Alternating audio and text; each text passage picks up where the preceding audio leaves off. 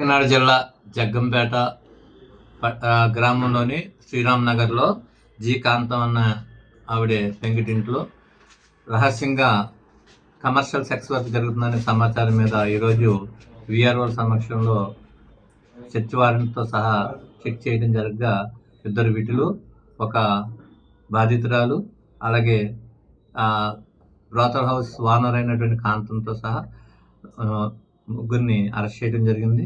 Case నమోదు చేస్తున్నాం sir. బాధితురాలని వాళ్ళ బంధువులకి ICDS ద్వారా చెప్తున్నాం.